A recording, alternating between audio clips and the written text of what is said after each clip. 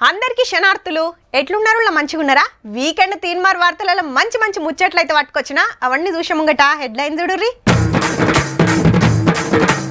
డీజేలు బ్యాన్ చేసిన ఊరు ఫోటో షూట్లు బంద్ పెట్టిర్రు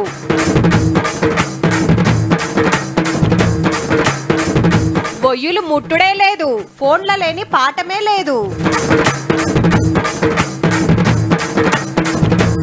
అడవుల దొరికే తునికి పండ్లు తగ్గిస్తాయట శాన బీమార్లు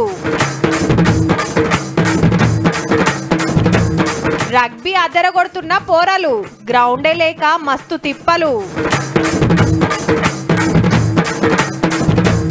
చీరలు కట్టిన షేండ్లు పంట కోసమే ఈకమతులు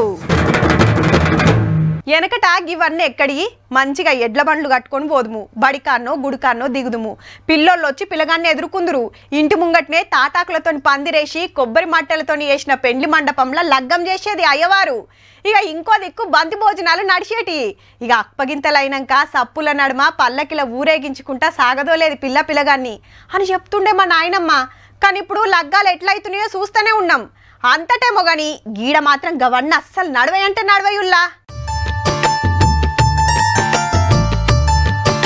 అబ్బబ్బబ్బా పచ్చని అడవి నడుమిట్లా పల్లెటూరు ఏమన్నున్నదా లొకేషన్ హద్దిరిపోయింది పో సినిమా షూటింగ్లకు మంచిగా అక్కరికొస్తుండొచ్చు అంటురులే కానీ ఈడ షూటింగ్లు గీటింగ్లు బందు హోహో సినిమా కాదుల్లో పెండ్లిలకు ముందుగాల ఇయాల రేపు ప్రీ వెడ్డింగ్ షూటింగ్లు అని చేస్తున్నారు కదా హగో గవ్వి నడువే ఈడ అంతేకాదు హల్దీ ఫంక్షన్ గిప్ప డీజే సప్పుడు సుతినబడది ఆదిలాబాద్ జిల్లా శ్యామ్ నాయక్ తండోళ్ళు వీటికి దూరం ఉంటామని ప్రమాణం చేసిండ్రు ఈ రోజు నుండి మేము ప్రీ వెడ్డింగ్ షూటింగ్ డీజే సిస్టంలను నిలిపివేస్తూ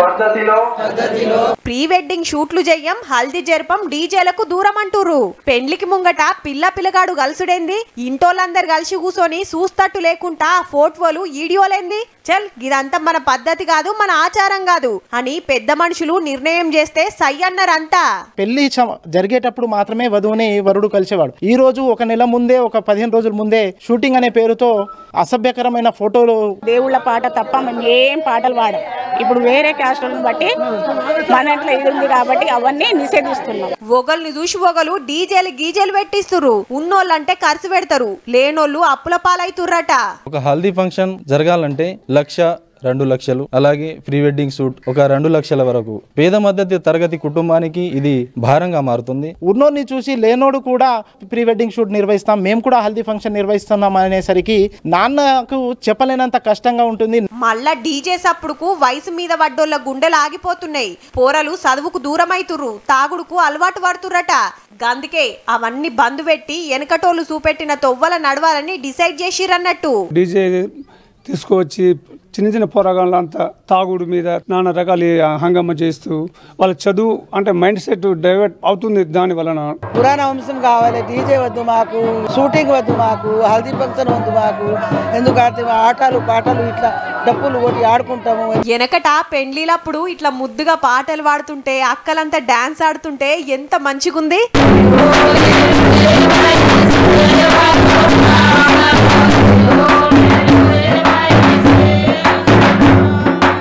లగ్గాలనే కాదు పండుగలైనా ఇంకే శుభకార్యాలైనా డీజేలు గీజేలు బందే లంబాడీలంతా మా తొవ్వల నడుస్తే వెనుకటి ఆచారాలు కాపాడుకున్నోళ్ళమైతం జరా గవన్నీ బంధు పెట్టుర్రి అని కోరుతున్నారు ఇక మీరు ఏ తొవ్వల పోతారో మీ ఇష్టం గాని వెనకటి ఆటపాటల తరీకే అలాగుంటదుల్లా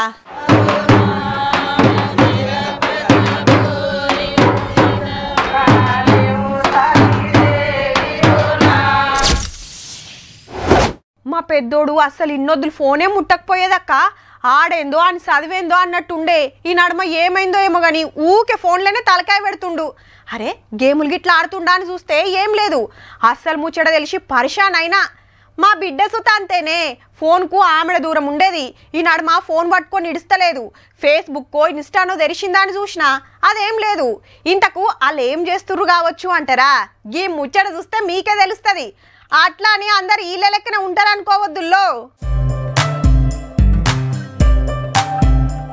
ఈ నడమ ఒయ్యిల్ చదువుడు బగ్గ పెరిగిందుల్లో కమ్మలు చదివేస్తున్నారు కాకుంటే లైబ్రరీలా కాదు ఫోన్లా హౌ వొయిల్ సుత ఆన్లైన్ అయినాయి మరి. సందమామ కథల కాంచి సైన్స్ పాఠాల దాకా ఏది కావాలన్నా ఆన్లైన్లోనే దొరుకుతుంది. ఫోన్లకు దించుకునుడు ముత్తమంతసేపు చదువుడు. ఒకప్పుడు రచయితలో కవులో వొయిల్ రాసిండ్రా అంటే ప్రింట్ చేస్తోళ్ళ కాడికి పోయి ముద్ర కొట్టించి పెద్ద పెద్దలతోటి బయటికి ఇడ్చేది. మార్కెట్లో ఆడాడ కనబడితే పబ్లిక్ కొనుక్కొని చదివేది. డిమాండ్ మంచిగా ఉంటే ఎక్కువ కాపీలు పోయేది. అయ్యో గా వొయిల్ కావాలి ఎట్లా అని ఆడాడ దేవులాడేది. ఇప్పుడు గదంతా ఏం లేదుల్లా, ఆన్లైన్లతోటి అందరికి ఫాయిదా అవుతున్నదట. ఇప్పుడు బుక్ అంటే ఇప్పుడు మీరు కొన్నా నేను కొన్నా దానికోసం ఒక కాపీ ప్రింట్ చేయాలి. కానీ ఇక్కడ ఒక్కసారి పెట్టేసిన తర్వాత దానికి కాస్ట్ ఉండదు. సో అందుకని కాస్ట్ ఎఫెక్టివ్గా ఉంటుంది. ఫోన్ల గ్యాప్ దించుకుంటే చాలుల్లా ఎన్నంటన్ని పుస్తకాలు చదువుకోవచ్చు.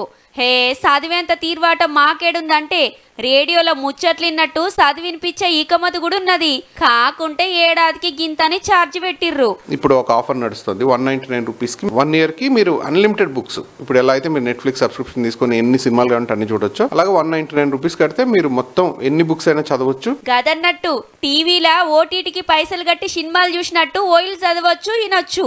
గిట్లనే టూర్లకు పోతేనో ఊర్ల ప్రయాణం పోతేనో మొత్తం అంతసేపు చదివితే మనసుకు అట్లా కొంత నిమ్మలం అనిపిస్తది. పుస్తకాలంటే కాయిస్ చేసేటోళ్ళు గీ ఉపాయం చేయుర్రిగా.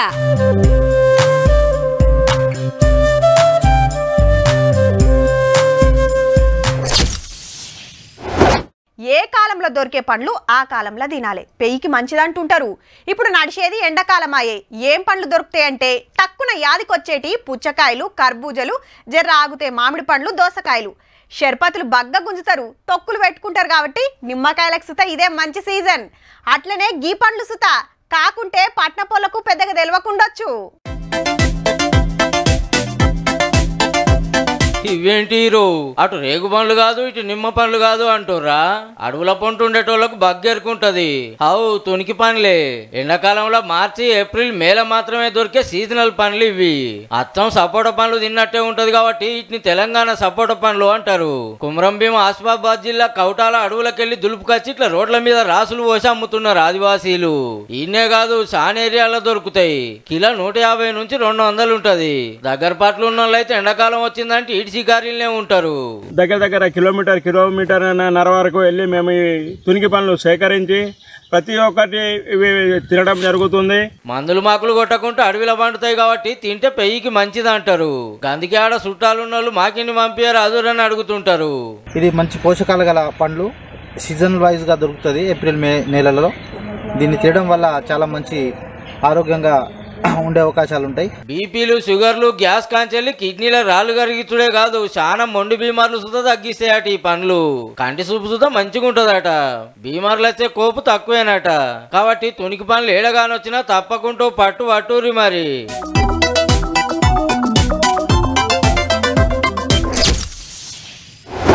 సరే, ఫోన్లల్లో ఆటలాడే పోరాలను జరసేపు పక్కకు పెడితే ఎక్కువ మంది కాయిషేసి ఆట ఏదంటే క్రికెటే. అటెనక kabaddi, kho kho, volleyball, shuttle, ball badminton, tennis, long jump, high jump గిసొంటి ఆడుతుంటారు. కొందరు రన్నింగ్, ఆర్చరీ, షూటింగ్ సుతా నేర్చుకుంటారు. తక్కువ మంది ఫుట్బాల్, హాకీ దిక్కు చూస్తారు. ఇంతకు మించి ఏరే ఆటలు లేవ్వా అంటే ఉన్నాయి, కానీ అవి ఉన్నాయన్న ముచ్చట సుత ఎరుకుండది. ఇక ఇప్పుడు గీ లాట చూడుర్రి.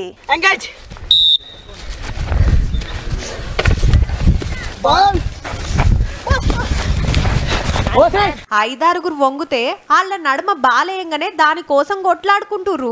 ఒకరు బాలందుకొని ఉరుకుడు, అవతలోళ్ళు దొరికించుకుంటానికి ఎమ్మటి వాడు. వాళ్ళకు దొరకకుండా ఈల జట్టోళ్లే ఒకల చేతులకెళ్లి ఒకరు మార్చుకుంటా పోయి గోలేసుడు.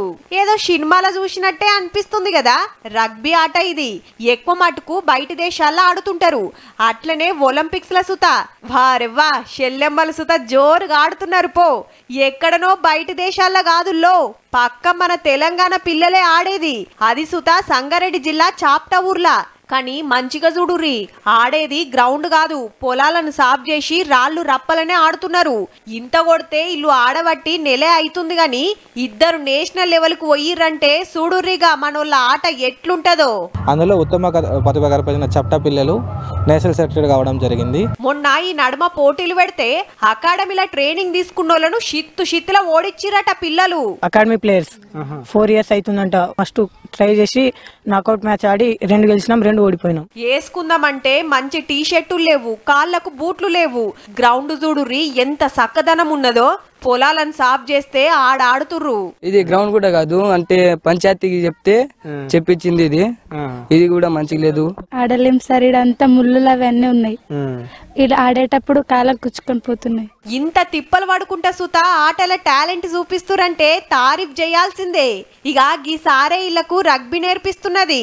ఈ పిల్లలకి ఒక కొత్త గేమ్ నేర్పాలనే ఆలోచనతోని వీళ్ళకు రగ్బీ అనే ఆటను తీసుకురావడం జరుగుతుంది. ఈ రగ్బీలో 2 ఉంటాయి, ఒక టచ్ రగ్బీ అనే 2 గేమ్స్ ఉంటాయి. కబడ్డీ, ఖోఖో, క్రికెట్ అందరు ఆడతారు. పిల్లలకు ఏదైనా కొత్తగా నేర్పియాలని ఈ ఆట నేర్పిస్తే మంచిగా ఇంట్రెస్టింగ్ గా నేర్చుకుంటుర్రట. కానీ పోటీలకు పోతానికి ముంగట ప్రాక్టీస్ చేసుకోవాలంటే పక్కనే ఉన్న నారాయణఖేడ్కు పోవాల్సి వస్తుందట గ్రౌండ్ కోసం. ఊళ్ళనే గా సౌలతి వేస్తే రాష్ట్రానికి దేశానికి బిల్లలు పట్టుకొస్తామంటున్నారు షెల్లెమ్మలు తమ్ముళ్ళు. జర ఆలోచన చెయ్యురి సార్లు.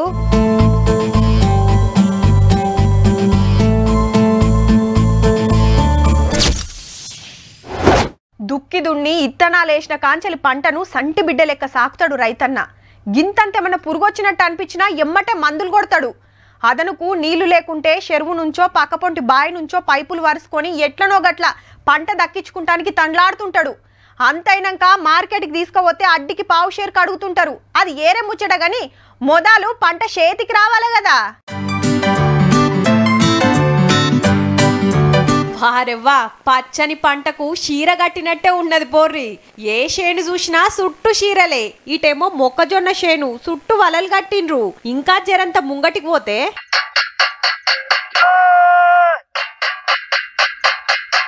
పంటలు దక్కాలంటే తప్పదు మరి.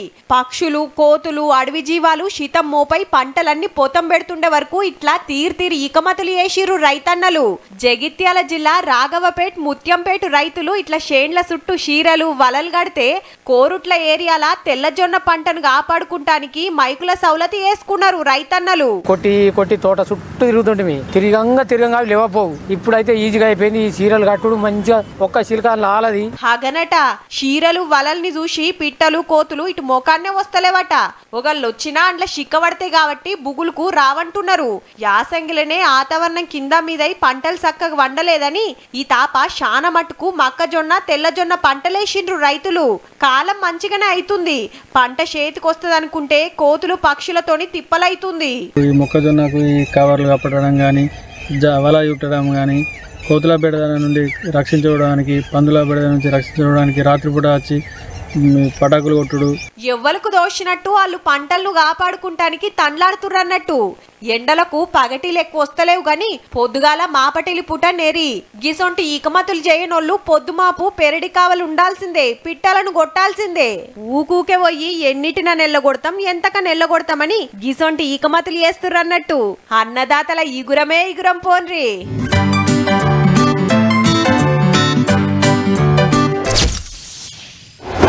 3 వారాల సంధి దినాం చూస్తున్న వార్త ఏందంటే ఎస్ఎల్బీసీ టన్నెల్ ప్రమాదం. 8 మంది కార్మికులు చిక్కబడితే వాళ్ళని బయటికి తీసుకొస్తానికి ఇటు సింగరేణి, అటు NDRF, SDRF, rat miners, HYDRAA, railway టీంలతో పాటు మొన్ననే కేరళ నుంచి జాగిలాలు రోబోలు సుత దించిండ్రు. అయినా ఇంకా సుత డెడ్ బాడీలు దొరుకుతలేవు. గసొంటి ఆపతులు ఆదుకునేటోళ్ళల్లా సింగరేణి టీం ముచ్చట ఇది. అయ్యో, ఎవలో ఆపత్తులుంటే ఆదుకుంటానికి సింగరేణి రెస్క్యూ టీం దిగి సేవలు చేస్తుంది. అటు వాళ్ళు ఆక్సిజన్ పెడుతుంటే ఇటు ఇల్లు కాలు రెక్కలు కట్టేస్తున్నారు. అటెన్కి ఇట్లా పరదతోని మొత్తం చుడుతున్నారు. ఒకళ్ళ తెలివి కచ్చి కాలు రెక్కలు ఆడిస్తే ఆక్సిజన్ ఊసిపోకుండా గిట్ల కడతారన్నట్టు. స్ట్రెచ్చర్ కు బందోబస్తుగా కట్టుకొని ఏరే తానికి తీసుకుపోతారన్నట్టు. అగో, కాపాడటానికి పోయినోళ్ళు సుత ఈపులకు మిషన్లు కట్టుకున్నారేంది? ఇంతకు వాళ్ళు కాపాడింది ఎవలను ఎక్కడ అనే డౌట్ కొడుతుందిలే. ఉత్త బొమ్మే అది. రామగుండం సింగరేణి రెస్క్యూ సెంటర్ లా ట్రైనింగ్ ఇచ్చేటోళ్ళు ఇల్లంతా. దక్షిణ భారతంలో ఉన్న ఒకే ఒక్క ట్రైనింగ్ సెంటర్ ఇది.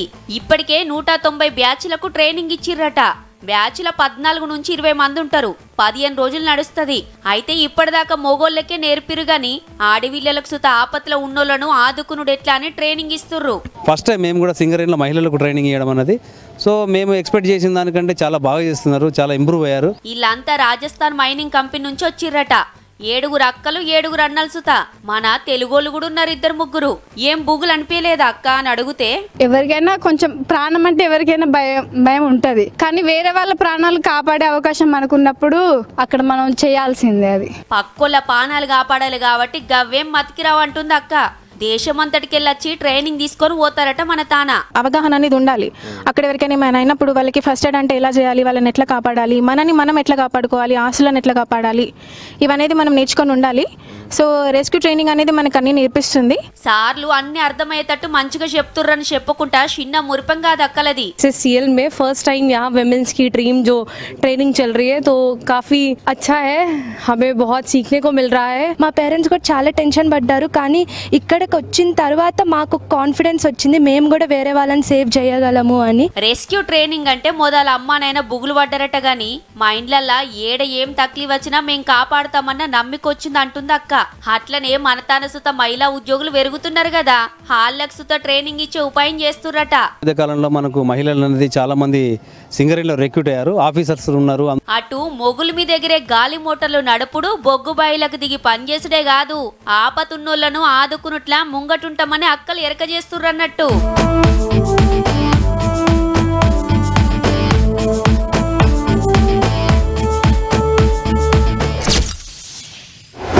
కాలేజీలా సార్లు చెప్తుంటే పాఠాలు విన్నప్పుడు అర్థం కాకుండా అటెన్కా వొయ్యిలో చదువుతుంటే మతికొస్తుంటది. ఒకళ్ళ వొయ్యిలున్నదే బయట చూస్తే ఇంకా బాగా అర్థమవుతుంది. గందుకే అప్పుడప్పుడు పోరలను స్టడీ టూర్లని తీసుకుపోతుంటారు ఈ స్కూళ్ళు కాలేజోళ్ళు. ఆ నడుమ వన్ డే కిసాన్ పేరుతోని ఓ థీమ్ పార్క్ చూసినాం కదా, అంటే పొద్దుందాక పొలం కాడు ఉన్నట్టే ఉంటది. గీ ముచ్చట సుత అసంటిదే గాని ఒక్కనాడు కాదుల్లో. అక్కలు ఎక్కడోళ్ళక్కడ కూకొని ముద్దుగా కలుపు తీస్తుంటే ఇటు ఈ అక్కేమో నీళ్లు వారిస్తుంది పొలానికి, ఇటు ఆ కూరలు తెంపుతుంది. వీళ్ళు పొద్దుతిరుగుడు పంటల కలుపు తీసే పనులున్నారు. ఐతారం పూట బడి ఉండదు కాబట్టి కూలికొచ్చిర్రేమో అనుకునేరు. వ్యవసాయం నడిపిస్తున్నదే వీళ్ళు. హౌ ఆంధ్ర విజయవాడల స్టెల్లా కాలేజీలో వ్యవసాయం చదువుతున్నారు వీళ్ళంతా. రేపు రైతులకు సలాలు ఇచ్చేటోళ్ళేరి ముందుగాల వీళ్ళకి తెలిసి ఉండాలి కదా, గందుకే ఇట్లా కాలేజీ పక్కకే వ్యవసాయం నడిపిస్తున్నారు. అంతేకాదుల్లో పండ్ల మొలకలు సుత పెంచుతున్నారు. పంటలు వండించుడే కాదు, పండ్లతోటి జాములు, జెల్లీలు, జ్యూసులు సుత తయారు చేస్తున్నారు. షానొద్దులు నిల్వ ఉండేటట్టు కూరగాయలతోని తొక్కులు కూడా తయారు చేస్తారట. ఈడికే అయిపోలే 60 కడక్నాథ్ కోళ్లతోని ఫారం సుత నడిపిస్తున్నారు. క్లాస్ రూమ్లు, పాఠాలు, ప్రయోగాలు చేసుకుంటా కూకుంటే వ్యవసాయం ఎట్లా ఎరకైతుందని ఇట్లా అక్కలతోనే వ్యవసాయం చేపిస్తుర్రు అన్నట్టు. ఎదుగుతున్న పంటలను చూసుకుంటా చిన్న మురిపంగా అదిపో మేడాలు సార్లు దగ్గరుండి చెప్తున్నారు ఏది ఎట్లా చేయాలని. గిసొంటి ప్రాజెక్టులతోని కొలువుల కోసానికే చూడకుండా ఎవ్వల కాళ్ళ మీదాలు నిలబడటానికి మంచిగా అక్కడికొస్తుందని గీకమత్ చేసిర్రన్నట్టు. కానీ స్టూడెంట్లంటే ఒక్కనాడు అట్లా పోయి పొలాలు తిరిగేస్తారు గాని హీళ్ళే వ్యవసాయం చేసుడైతే గమ్మతే ఉన్నది పోర్రి.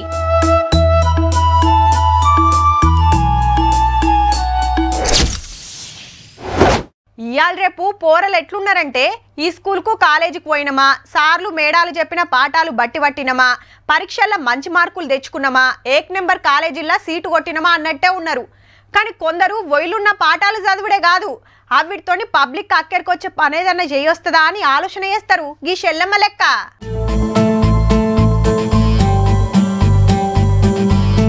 చెల్లెమ్మ మిషన్ తీసుకుపోయో బెంచ్ కాడ పెట్టి గిరికని తిప్పుతుంటే బెంచ్ అల్కగా మీదికి లేస్తుంది. ఎమ్మటే కాక చెత్త గీత ఏం లేకుంటూ ఉడుస్తున్నాడు. ఈ డెస్క్ లిఫ్టర్ మిషన్ తయారు చేసింది చెల్లెమ్మనే. పేరు శ్రవంతి. జోగుపేటలో ఇంటర్ చదువుతుంది. సంగారెడ్డి జిల్లా కన్సాన్పల్లిలో నిరుడు 10వ తరగతిలో ఉన్నప్పుడు స్కూళ్ళకి కాక స్వీపర్ గా పనిచేస్తుంటే దివ్యాంగుడాయే బెంచ్ లేపుకుంటూ ఊడుస్తానికి తిప్పల పడుతుండని ఏదో ఓ ఉపాయం చేయాలని సైన్స్ టీచర్ కు చెప్తే సార్ సలహాతో 2-3 నెలలు చెమట తీసి ఈ మిషన్ తయారు చేసింది. దీనికి అనుకోవడానికి ముఖ్య కారణం మా పాఠశాలలో ఉన్న స్లీపర్ అనేటైనా ఒకటే కాలు ఉంటుంది సార్. ఆయన కష్టాన్ని చూసి దీనికి పరిష్కారం కనుగొనాలని నేను నా డెస్క్ లిఫ్టర్ ని కనుగొన్నాను సార్. ఇది తీసుకుపోయి బెంచ్ మీద పెట్టి గిరిక తిప్పితే అయిపోయి బెంచ్ లేస్తుంది, ఉడుసుడు అల్కగా అవుతుంది. జిల్లా, స్టేట్, నేషనల్ లెవెల్ దాటి ఇప్పుడు జపాన్ లో జరిగే ఇంటర్నేషనల్ పోటీలకు సుత ఎంపిక అయింది. ఫస్ట్ నేషనల్ లెవెల్కి వెళ్ళాను, ఢిల్లీలో సెలెక్ట్ అయ్యి ఇప్పుడు జపాన్ వెళ్ళబోతున్నాను సార్ జూన్ లో. ఇది అంతటికి కారణం సిద్ధేశ్వర్ సార్. మన దేశం నుంచి 60 ప్రాజెక్టులు, రాష్ట్రం నుంచి 4 పోటీ పోటీ పడుతుంటే అందులో స్రవంతి చేసిన డెస్క్ లిఫ్టర్స్ తో ఒకటి కానీ మంచిగా ఉందిలే ఇకమతి అల్కగా ఉంటది కాబట్టి 7 గంటల అడిగి తీసుకుపోవచ్చు. ఆఫీస్ లో కావచ్చు లేకపోతే హాస్పిటల్స్ లో కావచ్చు ఎక్కడైనా సరే మంచాలు కానీ టేబుల్స్ ఉంటాయి కదా అవన్నీ లేపడానికి ఈజీగా దీంతో లేపచ్చు. 500 కేజీల బరువును అల్కగా లేపచ్చట ఈ మిషన్ తోని. ఇక జూన్ లో జపాన్ లో జరిగే ఇంటర్నేషనల్ పోటీలో సుధా సెలెక్ట్ కావాలని కోరుకుంటా. All the best రాసెల్లే.